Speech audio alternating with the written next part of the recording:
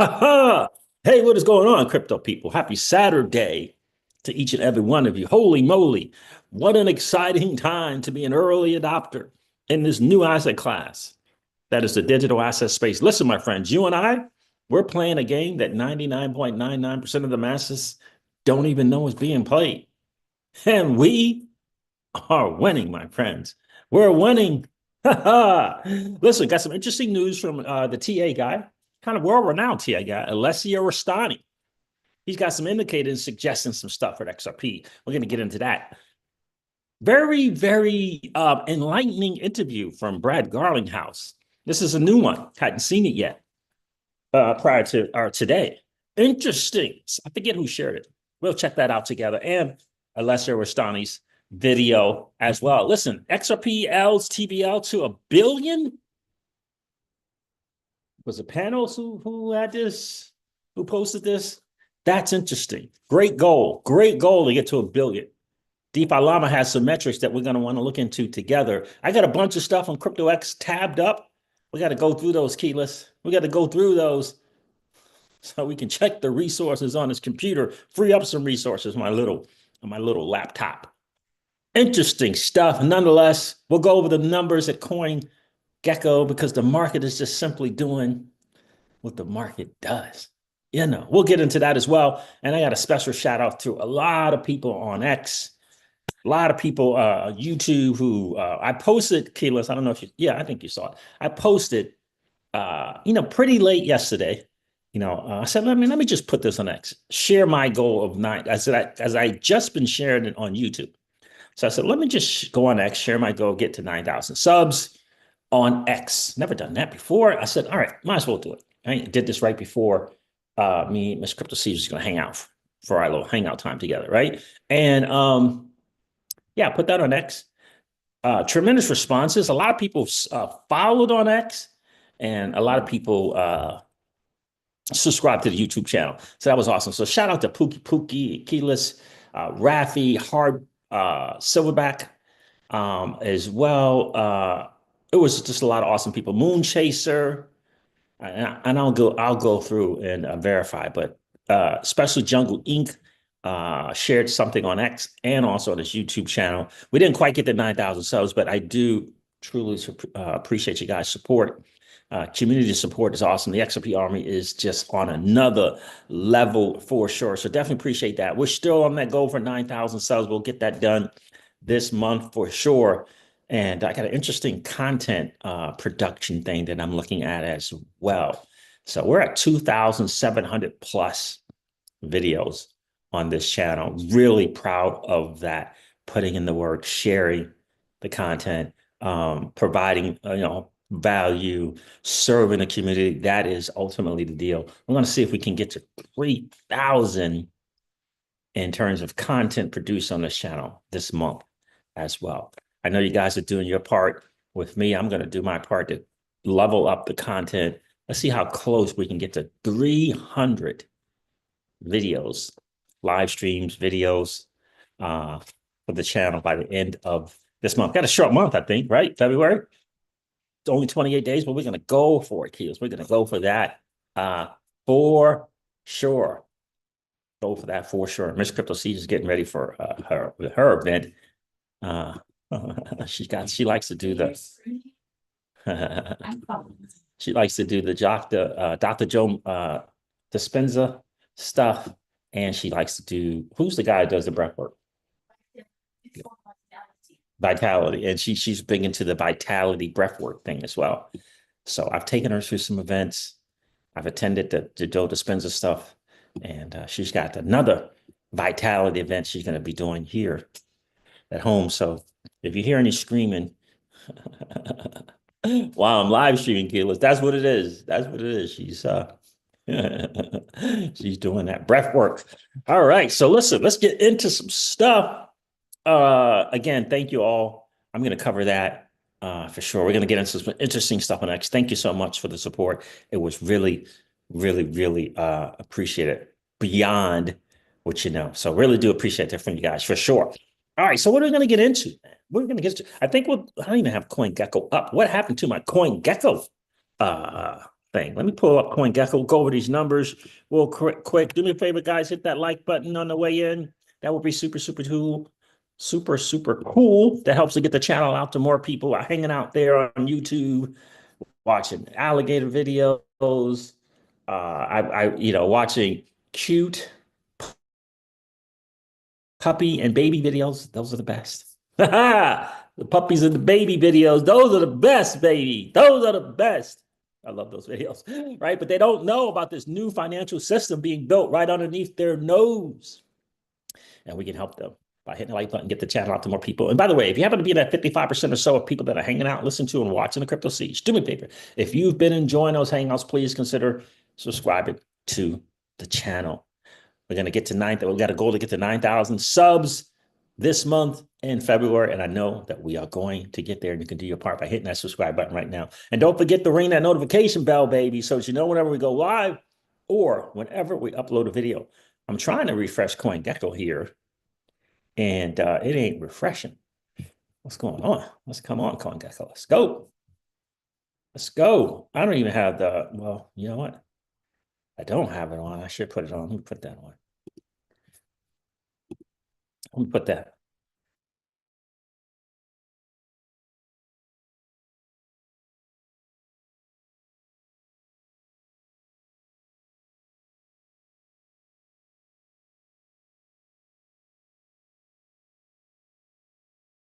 We're gonna again acknowledge the people that helped us last night for sure. All right. So according to CoinGecko, the total cryptocurrency market cap is down nearly 4% in the last 24 hours. Holy moly! And Bitcoin down is roughly 57%. Bitcoin is trading at $101,000 again. And on the 30-day, I'm gonna check, make sure it's right. And on the 30-day, Bitcoin is up 4%. It's up 4% on 30-day, yet it's trading at $101,000. That is correct. Okay. Ethereum is trading at roughly $3,174. Ethereum is down 9% nearly on the 30-day. XRP is below $3. On the 30-day, XRP is trading at XRP is up nearly 22%. My guy, Alessa Rastani. Look at that. That's interesting. Solana is trading at $218 again on the 30-day. On the 30-day, Solana is up 6%. Dogecoin, the beloved. Man, what's up with the people calling for the Dogecoin ETFs? That's interesting. Keyless. Dogecoin ETF is fascinating to me. A traditional financial product of a meme coin. There's something going on with that. There's something underneath that hood for sure. But Dogecoin is trading at 31 cents, and on the 30 days down 8%. I do the 30 days because to me, those are indicative of the trend of what's going on. So covered Doge. Where's SOE? SOE is trading at $3.81. And just think about it. On the 30 days, SOE is down 12%. You see how these numbers on the 30 days are down? Was that sweet? Yep. To me, that's kind of the trend. The 30 days are more of the trend to me. So there it is, fam. That is the market, and it is doing what it does. All right, so there it is. Let me go over here and again, congrats other people. I know it started with Pookie Pookie. I saw Pookie Pookie Keyless reposting the goal. Let's go here. Let me do this again. Is that what I want? No, this is what I want. Let's do this again. Pookie Pookie, Bubba Smith. Appreciate you guys. You just reposted my live stream. I appreciate that. Like, it got a lot of followers. That was really, really awesome. Appreciate all the follows on X. Bald Silverback, thank you again. Pookie Pookie, thank you.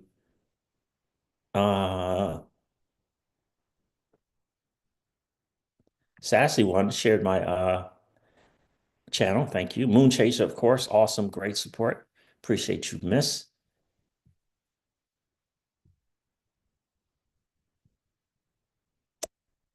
Moon Chaser said, reposted. Yes, I've said for years that, in my opinion, CryptoCeej is the most underrated crypto content. YouTube, but educated in the space, he deserves to have 10x. Someone said that. I forget who it was. Thank you, Moon Chaser. Thank you, Paul Silverback. Thank you, X-Ray Romeo. Is that it? Rafi, my guy, I appreciate you. Huge green candle. Thanks again for your support. Of course, the awesome Jungle Eek, my guy. Appreciate you, bro. So it's really, really cool to see that, Kilo. It was heartfelt. Very much appreciated. For sure. So there it is. Yep. Thank you, guys. Appreciate that. All right, let's get over this, get into this X stuff. On X here. Now, this thing, is it from Smoke? I don't know. We got this one article coming out of the Digital Asset Council for Financial Professionals. I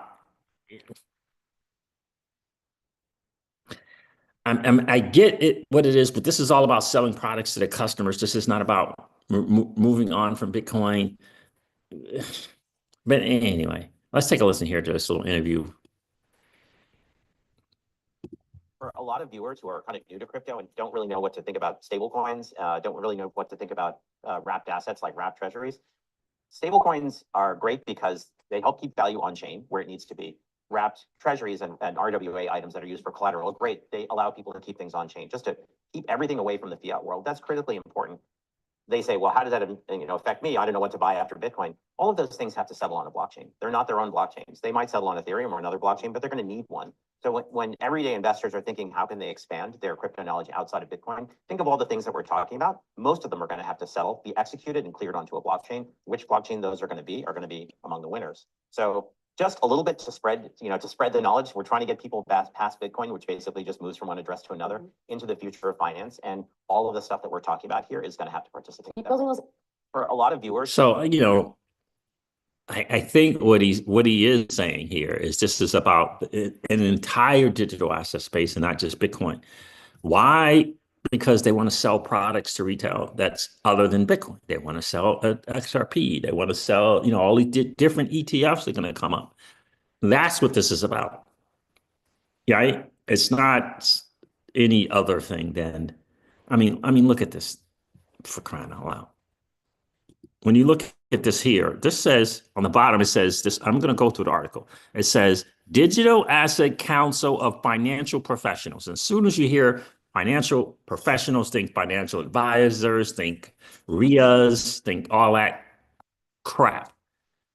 Okay. I have nothing against people personally, but the financial advisor RIA thing is it's a mess. It's a mess. But one good thing is that they will at least be able to share the new financial system assets.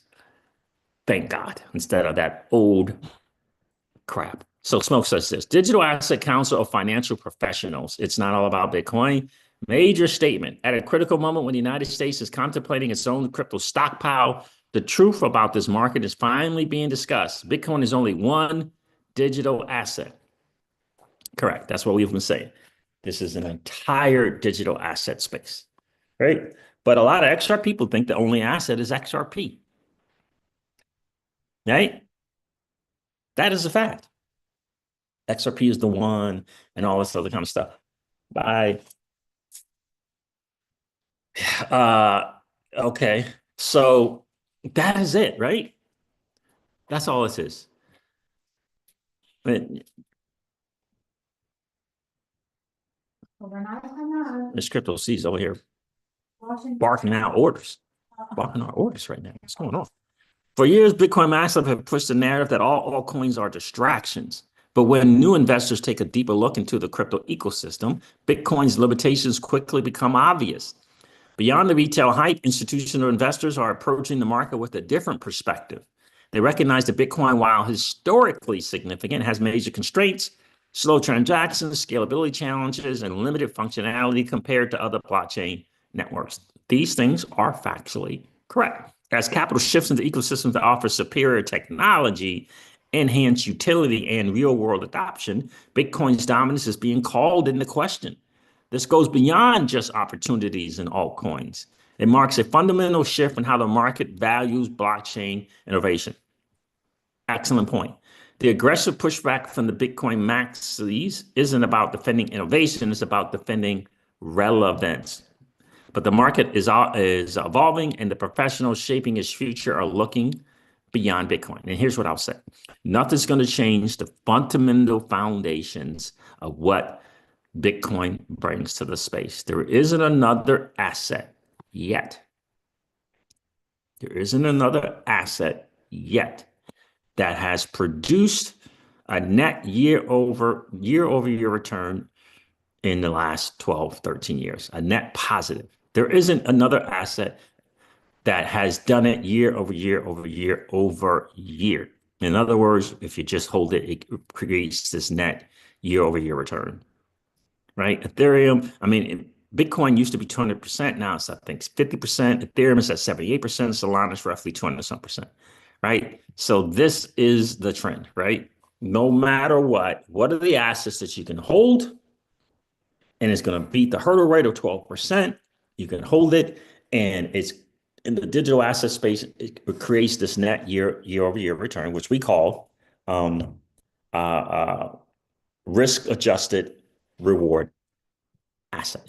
It's not going to change unless BlackRock changes it. If BlackRock changes it, right? They start talking less about Bitcoin. They start talking more and more and more and more about some tokenized product, then it'll change. But right now, it ain't changing.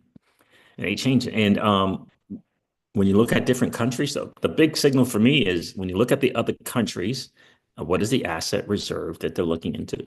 That is the thing. This is the thing. So there's some fundamental principles. I get the 21 million, right? I get that without question. I get the 21 million. I get all the fundamental principles. These are the things that I think are most important. But that doesn't mean that retail is going to disregard Bitcoin as a savings and look to technology. It doesn't mean that the retail is not going to miss the fundamental and look to the technology, right? It doesn't mean that they're not going to do that. This is for sure. The way I look at it, and I don't think I'm ever going to change until it changes.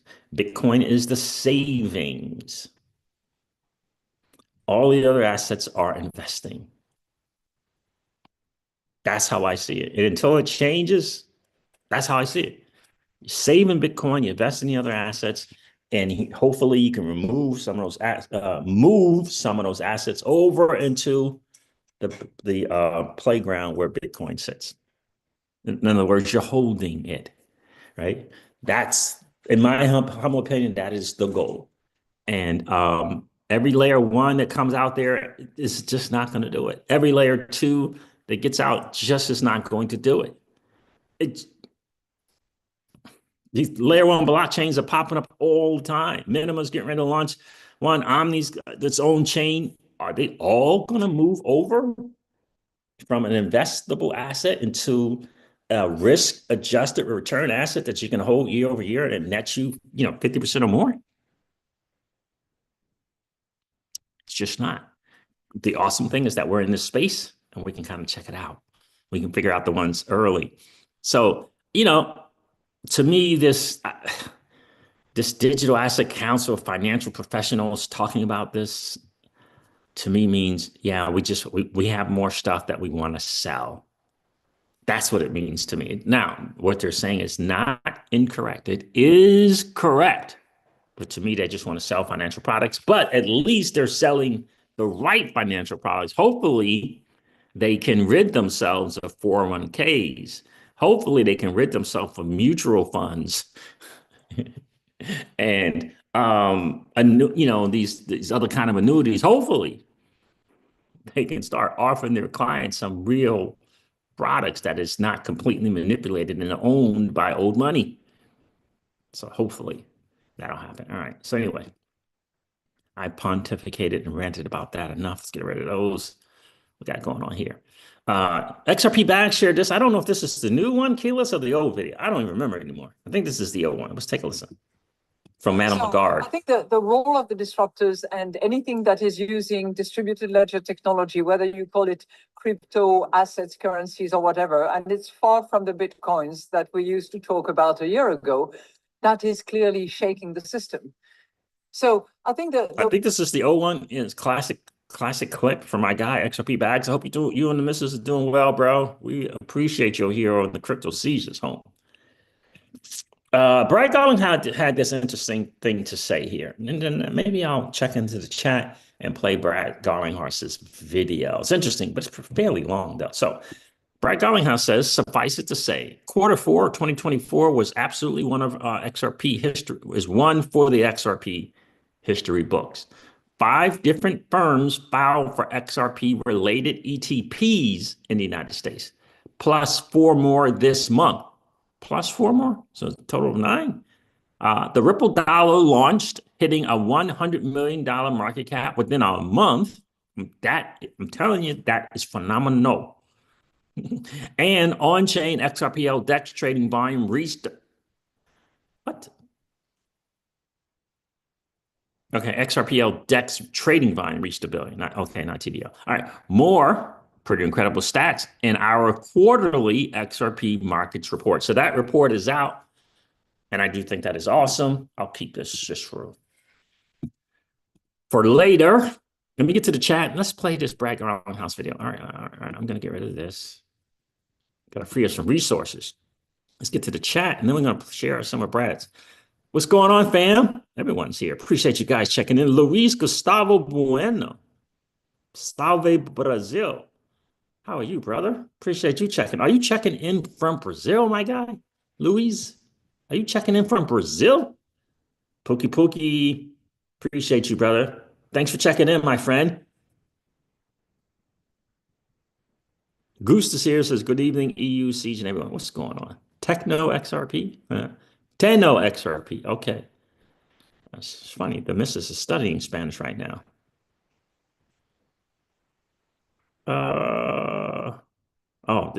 Luis is speaking in Spanish up in this joint. Too bad Mr. CryptoCeej is not here right now. Keela said, you're kidding on the Doge front? Nope.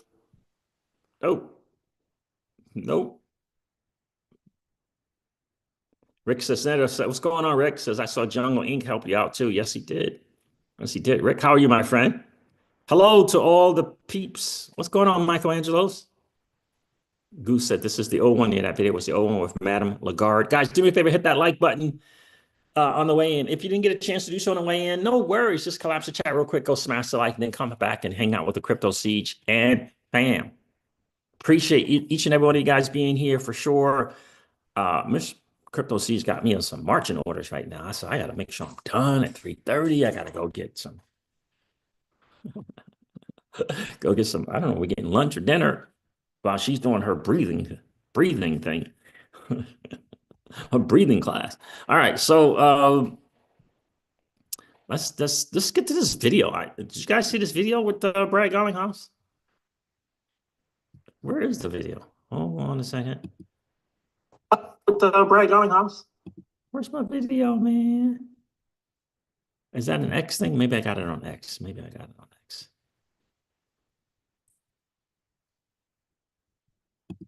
Maybe that's where it is on X, and I didn't know it. Matt Hogan, we're going to go with this 4-year cycle. Dude is like thinking the 4-year cycles come to an end. I don't know, man. I don't know.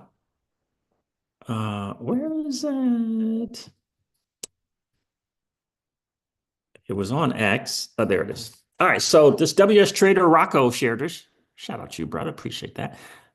He says, I just bought more XRP after watching this Brad Garlinghouse interview. So bullish. And this is what the eToro, the people from eToro interviewing the dude. All right, so let's do this. Let's go back here.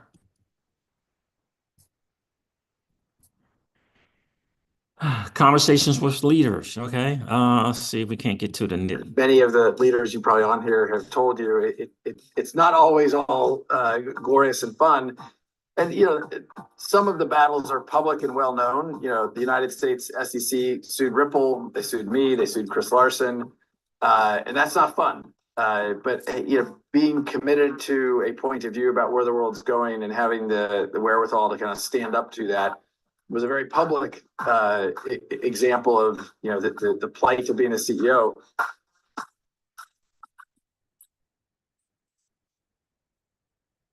All right, so I don't let's get What use cases is A exciting day. We finally are going live with our stablecoin tomorrow, RLUSD. So a lot of excitement inside the fairly old Ripple building, deal. as you might guess. But happy to be spending time with you guys as well.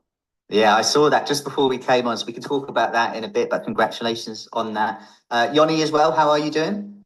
Perfect, and happy for this perfect timing with the launch of the XRP USD stablecoin.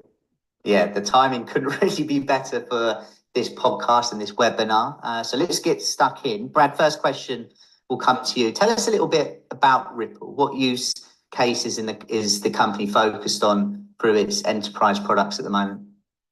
So, Ripple, I joined Ripple in 2015, and almost from the beginning, in the earliest times that I remember first meeting Yoni, Ripple has been focused on serving that infrastructure layer around particularly cross-border payments.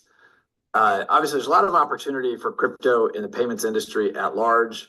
And when Ripple kind of looked at this and we looked at the unique attributes of XRP, kind of the digital asset native to our tech stack, we felt like cross-border payments is an area where there's a ton of friction, a ton of cost.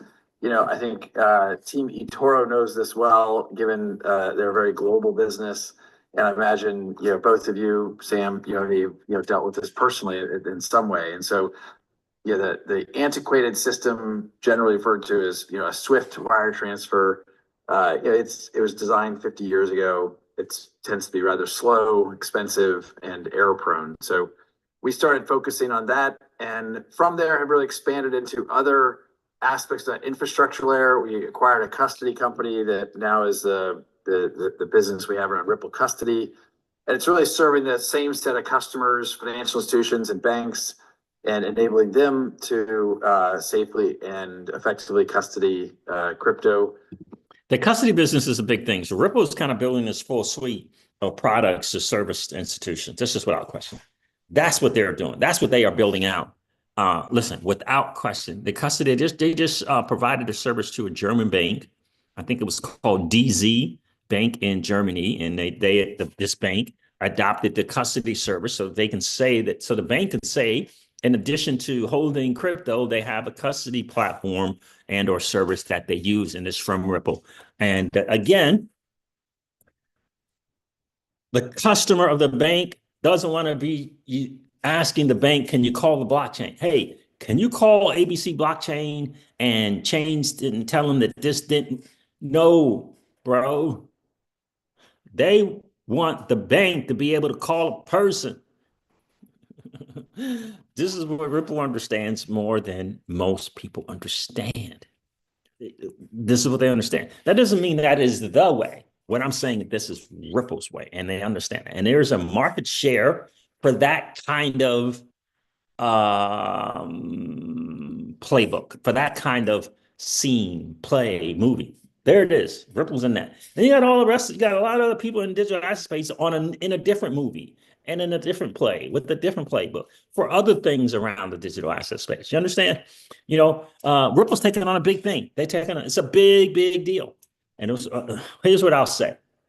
What's most appealing to institutions, three-letter agencies that might look to adopt digital ledger DLT?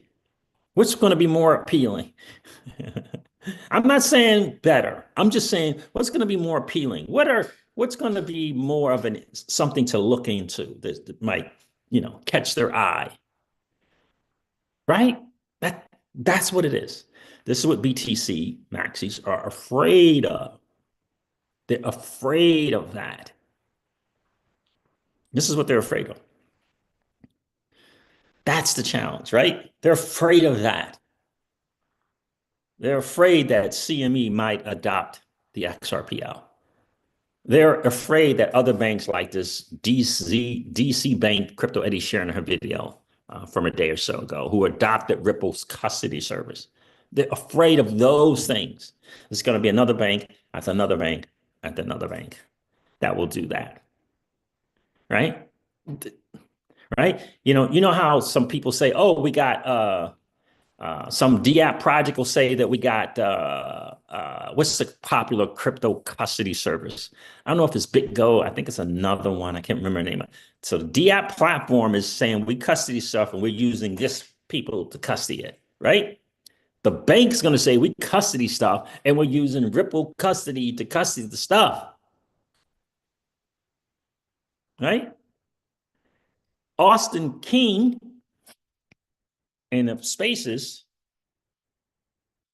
suggested that the products around Ripple, the products, the tokenization on the XRPL, the kind of things are going to have a, it's going to have a XRP is required thing, to enter into it. You understand?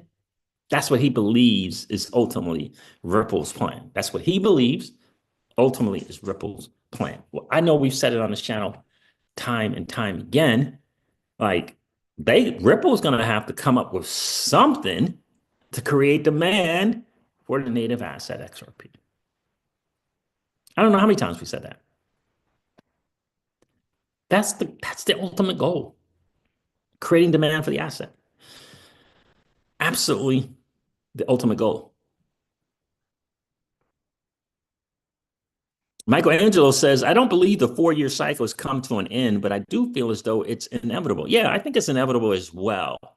But the market determines that, man. The market outside of crypto determines the 4-year cycle. The market does it. It's not a crypto, it's not native to the digital asset space. The market, the 4-year cycle is a business cycle. It's a market cycle outside of crypto. And crypto, it just happened to correlate with the stupid mining, the halving thing. It just happened to coordinate with that. But that's what it really is.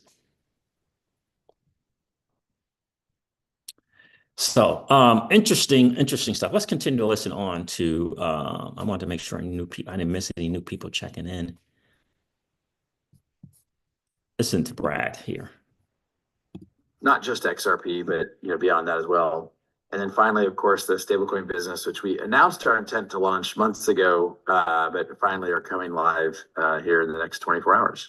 Yeah, I mean, that's just great news and congratulations again on that. Can you also explain the difference between Ripple and XRP, the XRP ledger?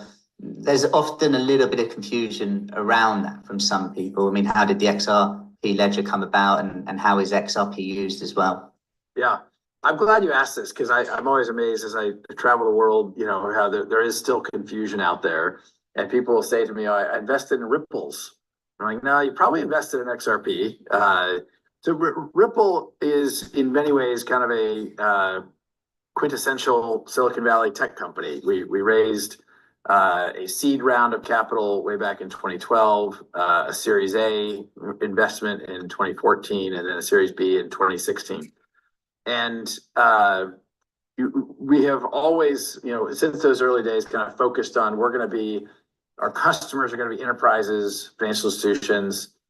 And we use XRP in part because we own a lot of XRP. XRP is an open source digital asset, not dissimilar to Bitcoin or ETH. It's, on hundreds of exchanges around the world. It uses a different mechanism for validating transactions where instead of proof of work or proof of stake, it uses something called a consensus mechanism. Which allows it to be very scalable in terms of speed of transaction, cost of transaction, and just overall scalability. And so we felt like it worked well for the cross-border payments. So there's Ripple, the company, there's XRP, the digital asset, then there's the XRP ledger, XRPL. And the reason why we kind of call that out sometimes is Ripple is one important participant in the XRPL ecosystem, developer of XRPL-related technologies. But there are obviously a whole bunch of others, as you would expect in an open source community. And we're seeing, other participants do some really interesting stuff that sometimes we're involved in, sometimes we're not involved in. And so it's, I think, important for people to kind of understand the separation and distinction between those. For sure. I mean, just quick question. Does that confusion that some people had, does it annoy you? Or is it like, well, this is a chance to educate, or is it just one of those things? Probably all three. Depending, I mean, it annoys me when you're someone who I kind of feel like knows the difference or should know the difference, and I feel like they're just contributing to the confusion. Yeah, so this not more and more I think about it, I remember seeing clips of this video from the past. Now that I think about this, but again, I just think that I don't know if I could recommend a more important spaces to listen to than the one from the CEO of Omni Labs and I guess co-creator of the Omni Network, Austin King. It's a fascinating listen to for sure. I'm going to put the link to this here. I think most of you guys have probably already seen this interview now that I think about it, because that question, I remember hearing that question and him answering probably all three. The Austin King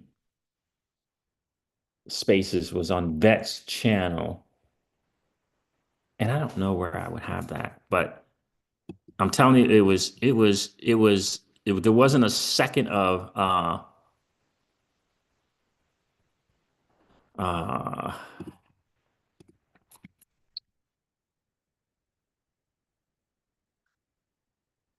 um, like boredom or uh, insignificant. It was really really good. Let me see if I can get that for you guys, just in case. Well, here it is here. I think he has this. Here's Austin King, co-founder of Omni Foundation and computer science at Harvard. Is interesting. I didn't know that. But here's the spaces. I'm sure he has it in his page. But this guy was his company early days are the ones who had the vast, I'm going to say created the Interledger Protocol, the IOP, the infamous Interledger Protocol. All right, let me copy this. Ripple ended up buying it after they created it and expanded it and showed how well it worked and all that stuff. Ripple, Chris Larson, I should say, bought the company,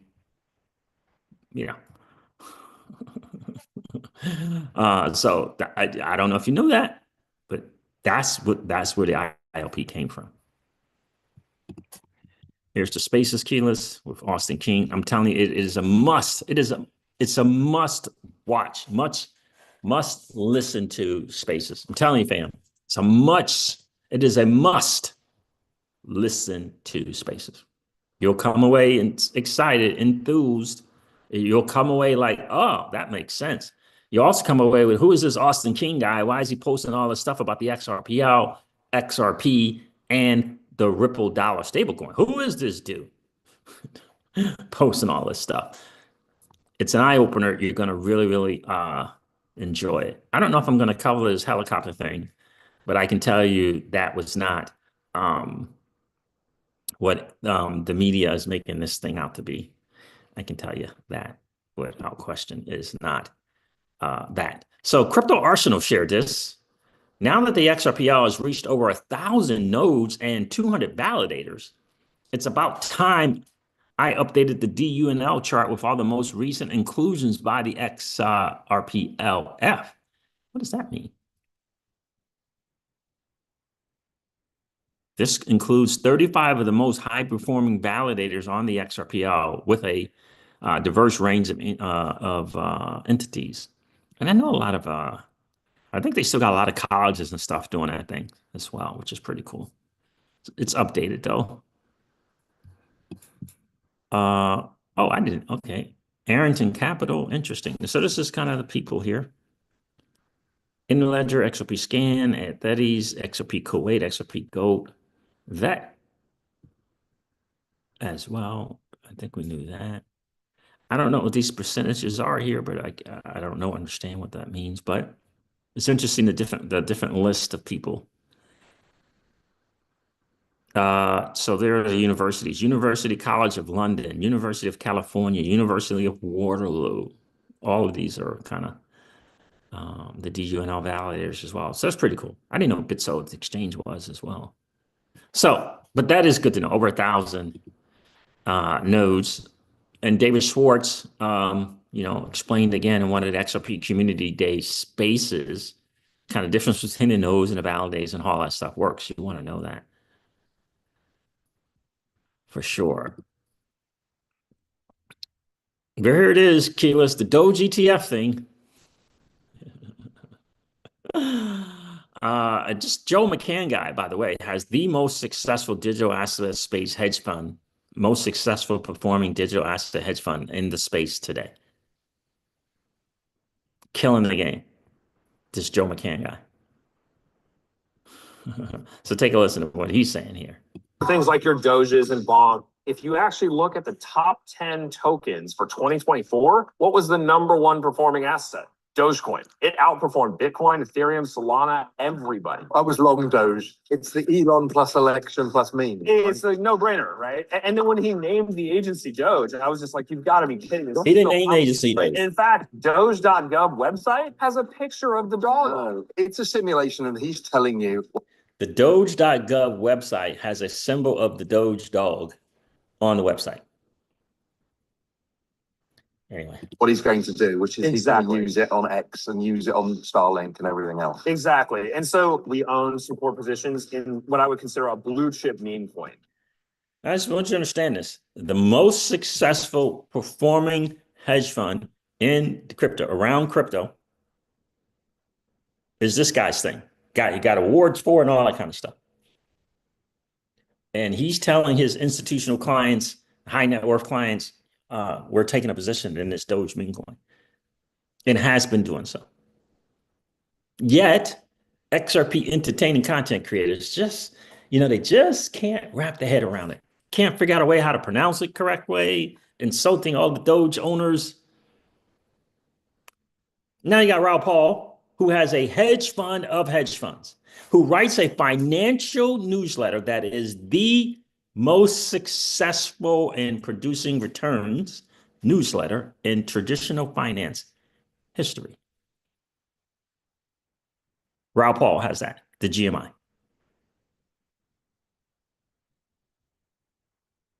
Saying the same thing that this hedge fund guy is saying. In fact, Raoul Paul has a hedge fund of hedge funds. And this guy's hedge fund is in Raoul Paul's hedge fund of hedge funds. You understand? I don't own any Doge. But I find this to be fascinating. And I did see someone suggesting this Dogecoin ETF, but let's continue to listen, Keyless. So these are things like your Doges and Bonks and kind of Pepes of the world, right? So I do think that trading these things tactically, but having a core view that meme coins needs to be a part of your asset allocation is going to be key for the rest of the year. I can't imagine a world in which a Doge ETF is not phenomenally successful because it's going to get $30 billion of capital. 100% agree with you. And by the way, I mean, Bitwise, which I'm an investor in, they just filed for their Doge ETF, right? There it is, Keyless. I love it. I 100% love it because screw traditional finance. It's been a hoodwink and bamboozle on the American people and all the people of the world. The absolute rape and pillage of your money has come from the traditional financial products designed to feed old money, orchestrated by the likes of the Rockefellers and JP Morgans of the world. You got to get it. But there it is, Bitwise, I guess it did it. So this is coming. This is coming. Shout out to Crypto Eddie. Yep, Bitwise and Grayscale. She says here, Bitwise and Grayscale filed for the Doge ETF, Keyless. And she goes on to say, it was Hugo Filion that actually identified Dogecoin for DeFi more than 2 years ago as an F asset on Flare. And I know I said this once before on the stream. I think that Flare Networks has some institutional contracts, NDAs, partnerships coming that they're just simply not talking about because they don't feel that they need to. They're taking a different approach than Ripple. I just feel like it's definitely there. Guys, do me a favor, hit that like button. If you didn't get a chance to do so on the way in, no worries. Just collapse the chat real quick, go back and smash the like for the channel. That would be super, super cool. It's the greatest ways to support the channel for sure. But there it is, Keyless.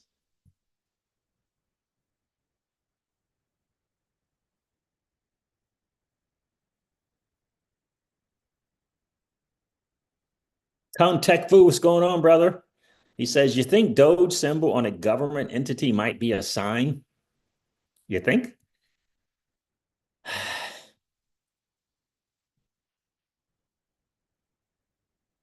Oh, Keyless, yeah. You must not have been on the stream last night. Yeah, we talked a lot about that air traffic control incident. Yeah, we'll get into that for sure. Rick says, no, CJ, Hugo gets it. Hugo gets it. That's why Flare is going to be put into that. That's why Flare is going to put it in the F access system. Yep, absolutely. Going to put Doge in there. Yeah. I find it fascinating, but XRP is going to get an ETF as well. We all know it. The top 10 to 20 digital assets in terms of market cap are going to get an ETF. Without question. It doesn't matter to me, but it does shine light. It does give flowers to the digital asset space as a whole, right? That's what we want, for sure. And again, if we can see the big picture 10 years from now, 15 years from now, that we hold assets in a new financial system, that 90+% of the world will not hold the assets. It's no different than what happened with gold or oil or any major commodity.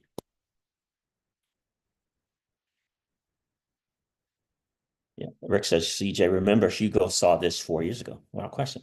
We always wondered why he thought Doge. And my guess is the technical people over there know something over at Flare. They know something about the technology. They know something about the community. Right? They know something. And my guess is so does Elon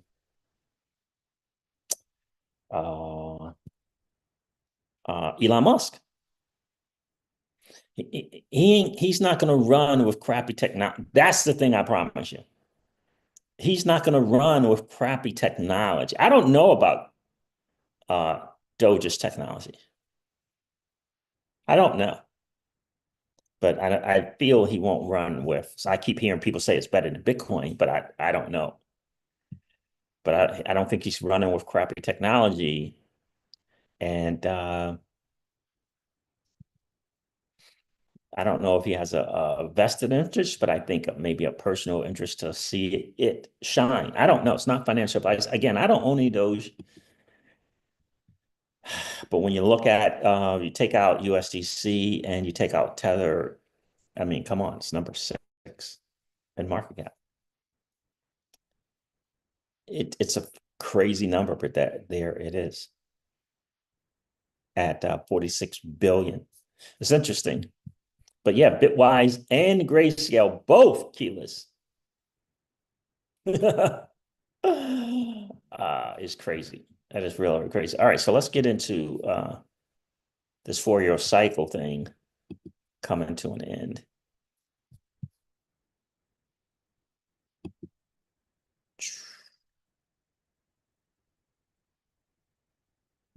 I think Matt Hogan, isn't Matt Hogan the Bitwise guy? I think. I get him confused. Yeah, CIO at Bitwise. He says the traditional 4-year cycle is over in crypto. A thread on what's changing. Bitcoin has historically moved in a 4-year cycle with the 3 big up years followed by a pullback. 3 years of up and 1 year of a pullback. How do the other digital assets do? Isn't it about the opposite? The cycle has been driven by the same forces. Let me look at something here real quick. 11, 12, 13 pull. This is a great chart. All right, so it's Bitcoin. 2011, 1,470%, 2012, 186, 2013, 5,000%. 2014, 58% down from all this up. Like 58%, who cares? 2015, 34% up, 125% up in 16. 2017, 1,349% up. 2018, down. Again, 2019, 94% up. 2020, 308% up. 2021, 57% up. Down year. He's got 23 and 24 right now. 157% up, 120% for 2024. 2025 is going to have some number in here. We don't know what the number is going to be.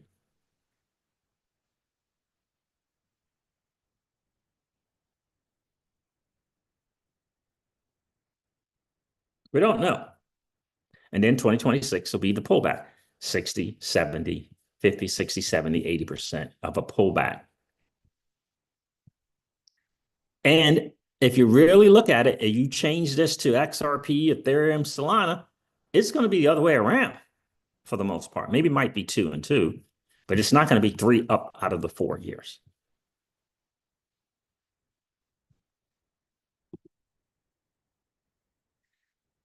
Until it is. But right now, it's only BTC, as far as I can tell, that has that. That's a great chart. That's a great chart. That is a really, really good chart. All right, so Matt Hogan goes on to say, this cycle has been driven by the same forces that drive broader cycles of growth and recession. There's what I said. I don't know who said that. Was Contact Fu? Someone? I'm picturing the name who said it. Michael Angelos, I think it was, right? So remember, this cycle has been driven by the same forces that drive broader cycles. That means outside of crypto, of growth and recession in the general economy. The cycle starts with a catalyst that brings new investors and new capital into the market. In 2011, for instance, it was the creation of the first companies that made it possible for individuals to buy Bitcoin, Coinbase mining accounts. Once the bull market starts going, it gains its own momentum. Once the bull markets start going, rising prices attract attention and more money flows. Eventually, investors get greedy and add leverage. Bad idea, because exchanges are out to get you doing that. Froth and fraud appears. Sometimes legacy infrastructure cracks under the strain. Eventually, something breaks. In 2014, it was the collapse of Mt. Gox. In 2018, it was the SEC crackdown on ICOs. Whatever the cause, the pullback is painful. There's rapid deleveraging, existential despair, but eventually a new breakthrough occurs that restarts the cycle. The current cycle was born out of the massive deleveraging that occurred in the wake of the 2022 scandals, FTX, 3 House Capitals, Genesis, BlockFi, Celsius, and others. The catalyst that jump-started this cycle around March 10 of 2023 is when Grayscale convincingly won opening arguments in its legal case against the SEC regarding the Bitcoin ETF. Though the verdict came months later, it was apparent from that moment that a Bitcoin ETF was coming and that it would bring crypto to the masses. Sure enough, the ETFs launched in January of 2024 and set records for flows. The most successful ETF launch in the history of ETFs was the Bitcoin ETF. That is the signal, in my opinion, not the noise. That's the signal, in my opinion. Ethereum is not performing as nearly as it's more successful than other traditional financial ETFs, but it's not the most successful. It's not, and I want to say it's not even close to the Bitcoin one. My guess is neither will the XRP and Solana. They'll both be successful, but I don't know if they're going to match the Bitcoin one. And I think there's a fundamental reason for that. Right? Last in January set records for flows. Prices went up. In a classic 4-year cycle, we would be gearing up for a pullback in 2026. And to be fair, I do see the early signs of leverage building up as companies issue debt to buy Bitcoin and Bitcoin collateralized loans ramps up. But we have something different, says Matt Hogan. We have something different, Michael. This cycle, the change in Washington's attitude towards crypto.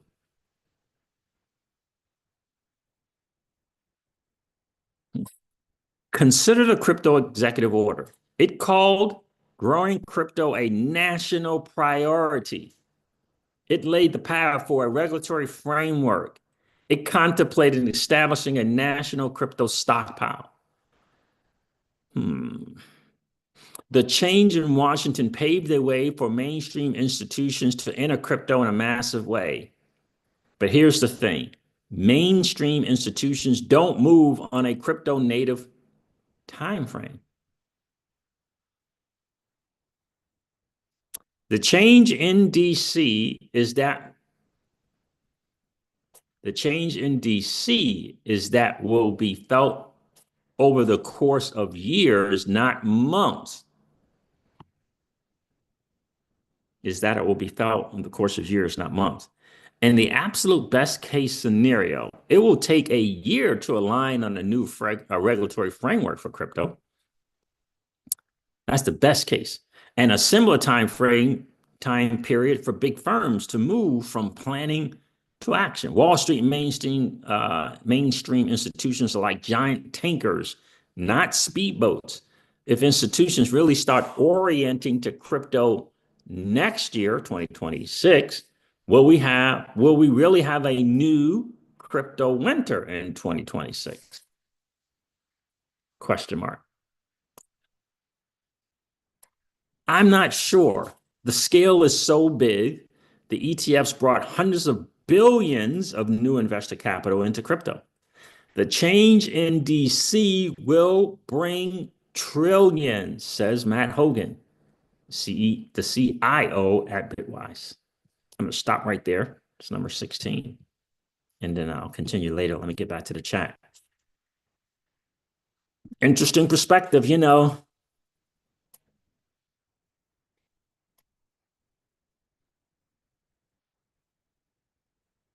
Interesting perspective coming from him. Again, you know, where are we at here? Why we don't have the live chat on?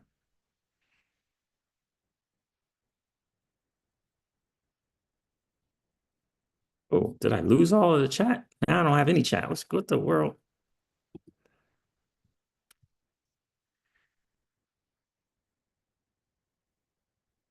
My whole chat disappeared. It was just cray in the streets right now.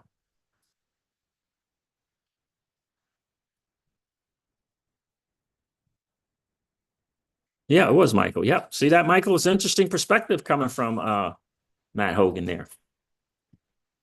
It's very interesting. I don't know if it's correct or not, but it is fascinating to see it nonetheless. I don't know what happened to my chat there, but it went, I don't know what's going on. Chat is emptied. Yeah. What happened to the chat?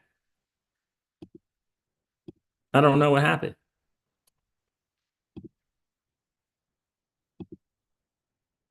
I don't know what happened there, bro.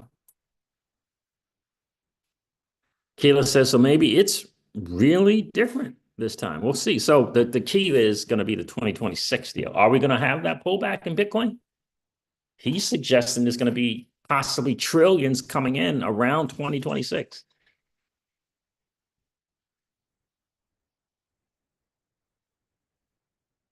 Michael says, sending my surfboard and learning.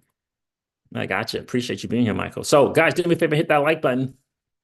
If you didn't do so already, just smash the like, smash the chat, go smash the like button, then come back and hang out. For sure. We always like to have just as many likes as we got viewers in the stream. Again, fascinating to me. His perspective. He's in this business. He understands how institutions move. The only thing we can do is see. Right? I'm trying to refresh the chat. Well, I don't know. What happened to the chat, man? That's crazy.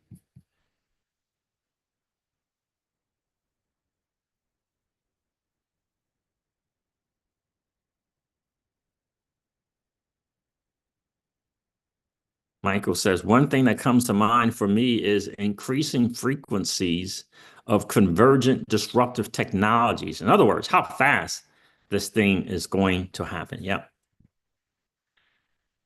What I think is going to be a ding, ding, ding light bulb moment for institutions. When they finally acknowledge that this is a new financial system. It's just a new one. And they don't want to miss out on it like gold or oil. And it's bigger than those because we're talking a financial system, not just any old commodity, right? We're talking about the financial system, banking, the plumbing, all of it is encompassed in this digital asset space. And the great thing about it is we're here early. We're going to be able to tell our grandchildren about being here early. We just got to play it the right way and understand, in my humble opinion, there's a savings and then there are investments. And eventually you build a portfolio of 1, 3, 5, and 10 assets that you hold for forever. But that's a very good write-up from Matt. Let's continue on here. He says, I'm not sure. I'll read this again. I'm not sure the scale is so big. The ETF brought hundreds of billions of new investor capital into crypto. The ETFs have. The change in DC will bring trillions. Crypto has moved in 4-year cycles since its earlier days, but the change in DC introduces a new wave that will play out over a decade. My guess is that's when the classic deleveraging, quote unquote, starts next year. It will get swamped by this new one, by this new bigger trend. My guess is that when the classic deleveraging starts next year, 2026, it will get swamped by this new bigger trend. What does it mean? It doesn't mean the 4-year cycle is quite going away. It doesn't mean that the 4-year cycle is quite going away. Leverage will build up, excess will appear, bad actors will emerge, and at some point that could get washed out, which will introduce volatility into the market. But my guess is that any pullback will be significantly shorter and shallower than in years past. We're in a new mainstream era of crypto. It's going to be interesting. We've entered a new era in crypto. It's going to be an exciting few years. Interesting. And Fred Krueger, BTC Maxi guy, said, great thread. That's fascinating. But here's the thing. I don't know if it's going to happen or not, but here's the thing that I do know. We're going to be here for it. And that, keyless, is really, really exciting. And I'm telling you, and I'm not sure if there's anything more of a flex than saying that you were here during the madness. You were here during the good and the literal madness, the banning of Bitcoin, the cloud on title by the United States government on the digital asset XRP, the company Ripple, and the blockchain XRPL. We were here through all of that. That is the flex, in my humble opinion. I feel bad. I pray for those who, for whatever reason, they had to exit their XRP position completely. I'm feeling really good about what's going to happen going forward. It's going to take some time for a lot of things from coming from on the XRPL. This programmability is going to take a minute. It's going to be a year or so, in my humble opinion. The lending protocol is something that can be kind of get done sooner rather than later. And it won't need that functionality because the lending protocol is going to have the vast majority of that other stuff done off the chain. The actual loan, the applications, all that stuff. The lending protocol initially is going to, that will be on chain, will allow you and I and other people to fund or help fund these loans. And again, I think Prosper, Lending Tree and Lending Club and those likes leveraging this without question. And how is that going to happen? Well, Ripple's got a bunch of people that can go out into the marketplace and share the news. So that's kind of how I see it. And I'm going to be here for it because I'm going to be a lender in this, right? And we won't need to be an accredited investor. We won't need to be jumping through some hoops. You understand? I think that's phenomenal.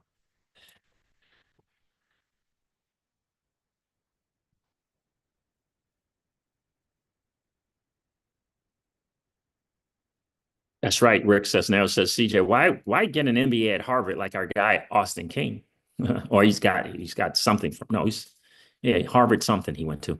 When in the next 3 to 5 years, it will be run by super intelligent AI agents, and they will be running the U.S. stock market. This is the disruption that is coming. Yeah, without question.